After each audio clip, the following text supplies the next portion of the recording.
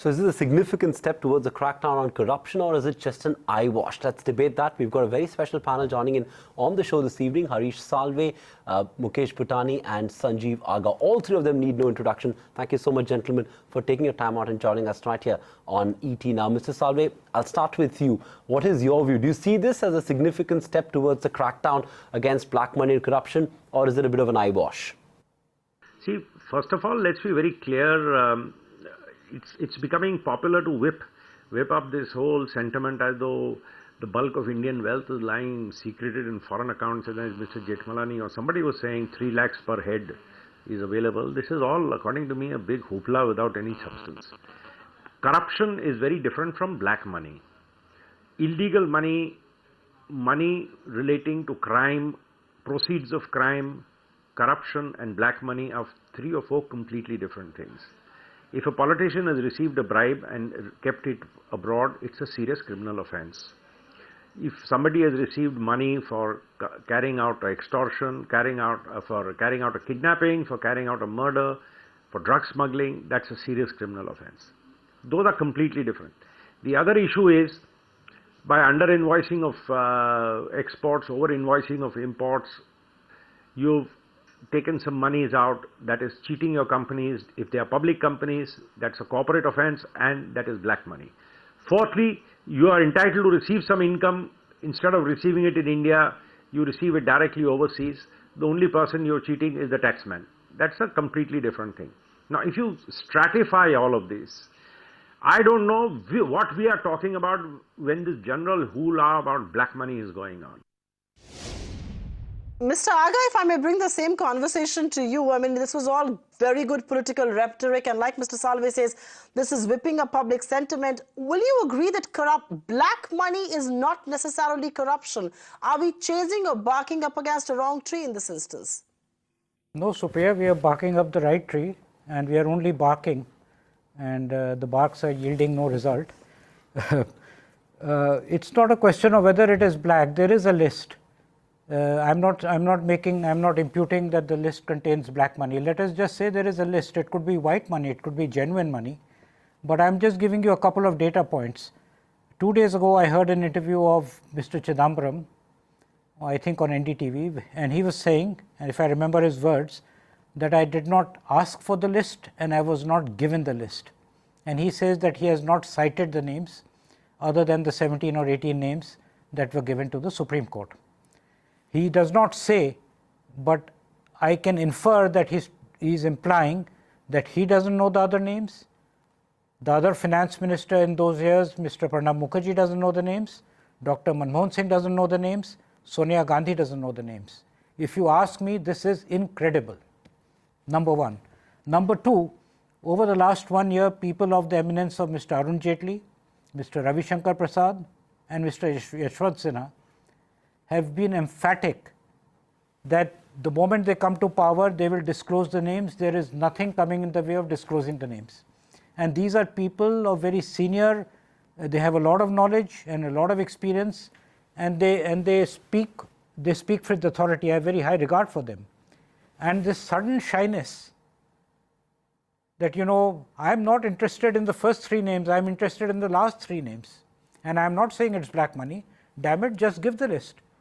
And it just doesn't add up, and it just goes to show there is, if you scan TV today, there seems to be a whole amount of, I don't know what it is, but self-imposed censorship, because what is being projected.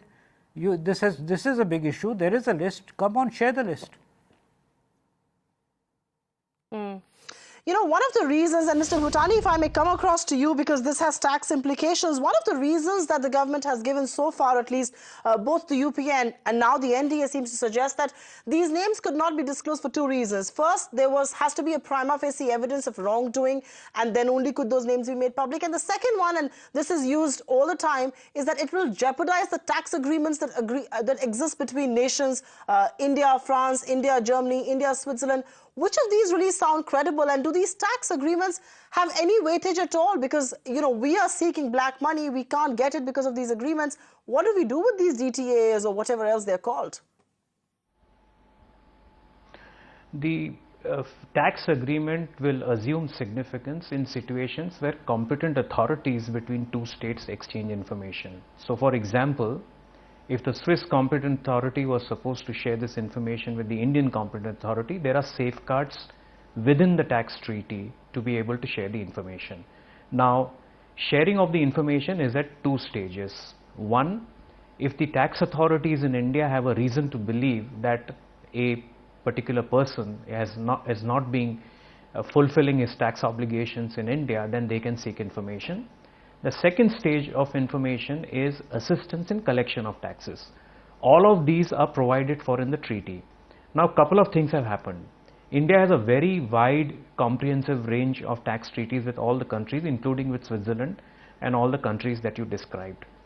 Post 2010, when the world woke up to crack the whip on offshore bank accounts, OECD came out with a principle called Tax Information Exchange Agreement. India took a lead in that forum, and India went about signing tax information exchange agreements with most of the nations, including nations with which India does not have a comprehensive tax treaty. India did the same thing with Switzerland as well, and that agreement was signed on the 28th of March 2013. Now, that agreement itself comes with safeguards. Number one, there should be no witch hunting. Number two, it is an integral part of ongoing investigation. So, to your question, the principle that Indian authorities are using with respect to safeguards in relation to exchange of information will apply only if it is between the competent authorities. Now, the question is that if you have information which you have not procured through the competent authorities, but you have been able to procure through banks or leakages that have happened in the banking system, there is no answer to that. However, what also needs to be borne in mind is that there is a safeguard under the Indian income tax law. Right. It's called disclosure of information respecting assessees. This is section 138.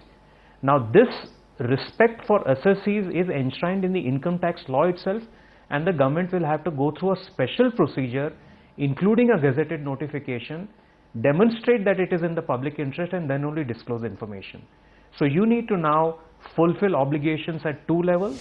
One is at the bilateral treaty level, and second is at the domestic law level. Right. But Mr. Salve, come in on this. These obligations, the mood really is, or the sense that one gets is that probably the government is using them as excuses for not making the entire list public. How do you read both these two observations? Do you know, the sad part is the same kind of details have been made available to countries like UK, for example. And I know from my personal knowledge in relation to some clients what has happened in the UK. The kind of details which have come from these banks are very bare minimal. The banks have completely denied. So proving it is going to be very difficult. What the UK tax authorities, for example, have done in a number of cases is call the person in relation to whom you get details and tell them, look, this is some kind of detail we've got about you. Now, there are two options. We can sit down and agree to some figure out of this, which you pay, and we call it quits, and we keep your name secret, or we will investigate against you. They have collected quite some money because people have said, all right, we don't want to be in a long drawn investigation. Here is a check, keep it quiet, let's go home. If the idea is to collect tax, that according to me is the most efficacious way. But if that is not the way out, because in India we all make all this noise about government must make it public, etc. There are two obligations the government has. The government cannot slander people. It's all right for Mr. Prashant Bhushan or his party to go slandering people, saying Mukesh Butani has these accounts, when they have said these are all RIL's official accounts, the whole list of HSBC which they got. So, this kind of thing is all right for people in public life, because I think the laws of libel are suspended where where India is concerned as a country. We are free to abuse and slander anybody. So that is one thing, but government can't make irresponsible statements about people. How can they release a list of names? Suppose some piece of paper carries some name. The government will tell the Supreme Court, yes, this person has black money. So you damn his reputation even if you have no proof. So that's an absolutely principled stand the government has taken. The second, double tax treaties don't only relate to taxation of incomes which are taxable in both countries. There are clauses in every double tax treaty which deal with exchange of information. And that is what gives you a contractual right under a treaty to demand that information. That information then comes from a legit source which can be used as evidence. Those treaties require confidentiality. So the government is doing absolutely the right thing in following those treaties. Right. I don't want this debate to be caught up in, in legalese, but let's talk about the big picture. Mr. Aga, not one politician has been named in this first list. I'm hoping that there are many more such lists that do come out. Not one big businessman. Look at the names that have been released today. Radha Timblu, and we've got Pankaj Chimanlal Lodia. Surely these are not names that give you, that rattle you, or that give you a sense that, eventually we're going to get to the bottom of this mess. No, I completely, I'm as a citizen, I'm beginning to believe that we are second or third class citizens. There are the rulers, which are composed of political parties, both opposition and ruling parties. They keep changing, and there are strong, powerful people, powerful interests, and this republic doesn't belong to us. I cannot accept how publishing a list which has come to you amounts to slander. You can put in headlines, this is just a list, there is no allegation of corruption or wrongdoing, and that's about all. And you have gone about, senior most ministers have gone about promising. And are you telling me that they didn't know what they were talking? They didn't know what slander is? I can't believe it. It doesn't add up. Fair point indeed. It doesn't add up. But let's also talk about the intention of the government. And Mr. Butani, I have a question for you here. The government gets cold feet each time the word GAR is mentioned, even though in some ways it is going to address the tax havens through which money comes into India. The government wants to delay it for as long as possible so that growth gets back on track without spooking investor sentiment. And here, the attempt is to retrieve all the black money from overseas. Look at the kind of people, and yes, we did talk about the very, very low profile names that have really come into existence. How do you balance out these two arguments? On one hand, you do not want to spook investor sentiment. You're all right with delaying GAR for as long as you want to. On the other, this is almost making scapegoats out of the lower million citizens. Let's not confuse GAR with black money issue. As Mr. Salve pointed out, that there are various forms of black money, ill-gotten wealth, money on which you've not paid taxes, drug trafficking, so on and so forth. GAR is nothing but a law that deals with abusive tax practices. So you may not be having money in an offshore account which has escaped taxation, but still fall within the four corners of GAR. The rationale that the government has used to defer GAR has been that we need to solidify the regulations of GAR supported by administrative laws to be able to implement the GAR. GAR is not being implemented because they feel it's too sophisticated a legislation and it will scare away businesses. So I think the reason for the government to defer GAR is altogether different. To your point, is the government soft peddling? No. Let me pull out the amended Article 26 of the Swiss Treaty, which provides for safeguards. It says that the exchange of information will be requested for after the countries have exhausted all normal procedures. There is a form in which you will seek information and what information you seek. The information has to be provided for by way of authenticated copies of documents, which means that it can be used as a piece of evidence in any court of law. Thirdly, it will not in any manner mean that the countries will engage into fishing expedition or requesting information which is unlikely to be relevant to the affairs of the taxpayer. Finally, it also seeks a commitment from the states that this will not in any manner mean that the two treaty partners will exchange information on an automatic or on a spontaneous basis. Now, this is a big debate in the OECD because the BEPS project is seeking for countries to share information on an automatic basis. This is a safeguard that has been provided in the amended India-Swiss Treaty that this should not be viewed as an automatic or spontaneous information. Finally, and more importantly, it says that the exchange of information shall be keeping into regard all the administrative rules regarding taxpayers' right in the country. Now, the taxpayer's right in the country is enshrined in section 138 of the income tax law, which expects that his rights will be respected. So there are a host of these administrative procedures that need to be followed, and all the protocols under the treaty needs to be followed for an effective exchange of information which would lead to an investigation, and that investigation will lead to collection of taxes or assistance in collection of taxes. It has absolutely nothing to do with making this information public. A comment that Mr. Salve used when he said slander. So if the countries want to collect taxes by making effective use of this exchange of information clause, it has to follow the procedure and collect taxes rather than making it public and rather than playing around with the emotions at large. Because you could very well have phishing inquiries, Right. and you could very well have, in this kind of an environment where we live in, where taxpayers are pulled up without following the due procedure of law. You actually bypass the system, go stash your money overseas, and then you want to settle in the secrecy. We're going to discuss that in just a while. But Mr. Salve, because you spoke about the word slander, do you believe the government sounds sincere about its intent to bring black money back to India, bring the guilty to book? This was a big election rhetoric, but are they really sincere in that effort? See, government's sincerity is one thing, government's capability is another thing. When you say bring back the black money, the only way of doing it is proving it, that it is, first of all finding it and then establishing it is ill-gotten gains. It's not as easy as you are making it out, as the media has made it out to be. The banks have completely denied the authenticity of the information which has been handed out by a handful of employees. So it becomes very difficult to prove. And today, if you are proving, it's a criminal charge you're proving against somebody. I saw one of the people named, he says, I don't have such an account. Now, if they don't have clear and cogent evidence to prove that he has the account, he's disclaiming the account, that's the end of the matter.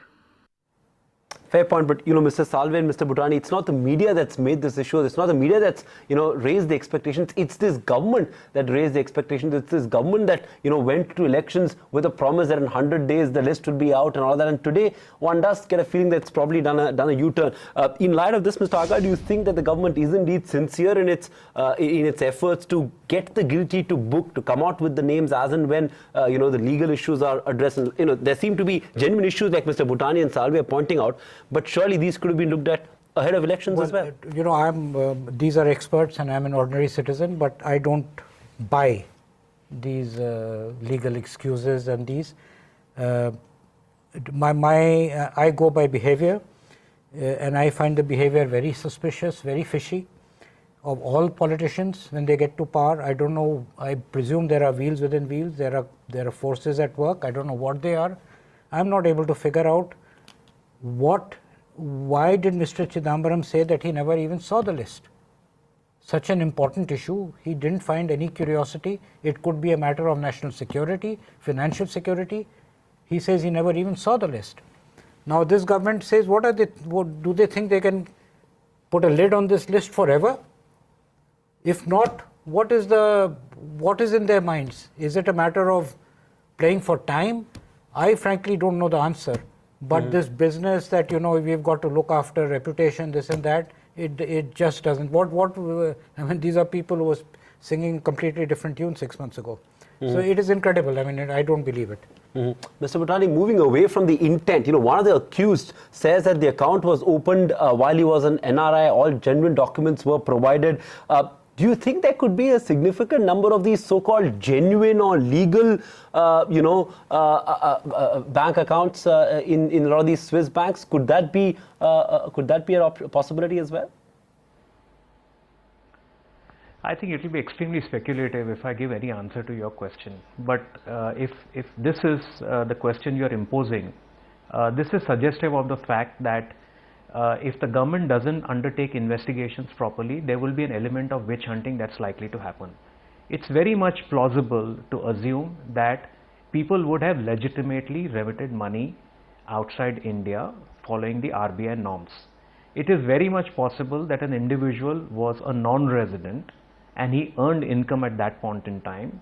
He complied with the tax laws in those jurisdictions. He is well within his rights to retain that money over there. So I think all will depend on what kind of investigations are undertaken to be able to get to the bottom of the issue.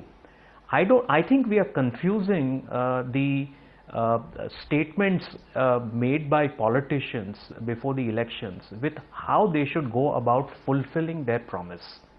I don't think if you ask anyone in this country that if the intention of the government is to bring back the ill-gotten wealth into India, whether that's an honorable statement or not, everyone will agree. We all know it's an biggest economic offense one can think about. The question, the debate over here is how do you go about fulfilling that promise? How do you go about fulfilling that obligation?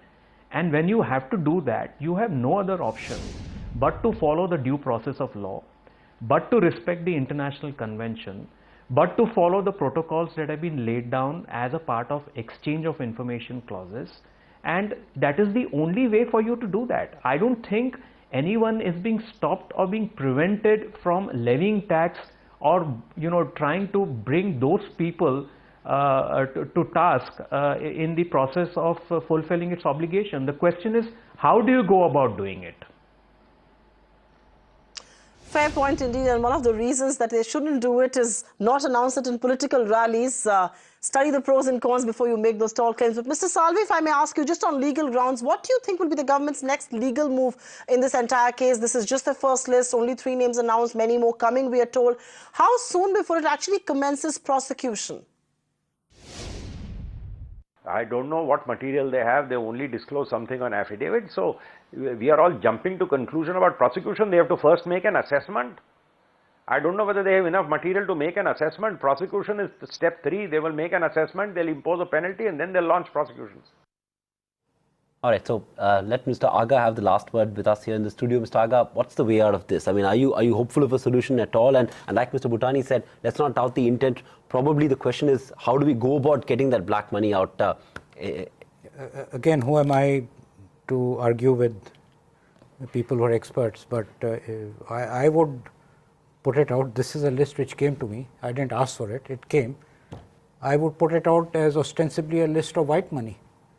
And then there is no question of slander unless it is proven to be black otherwise. I don't see why, on the presumption that it is black, you should avoid putting out a list which you promised to the country. After all, citizens have a right. And the court has asked you to release it in any case. The court has asked you to release. It looks very fishy to me. Okay, let's hope that this is just that you're proved wrong and that the suspicions are indeed made way for some concrete steps taken by the government. One will have to at least concede the fact that they've made a move. To that extent, it's welcome. But yes, Strip tease.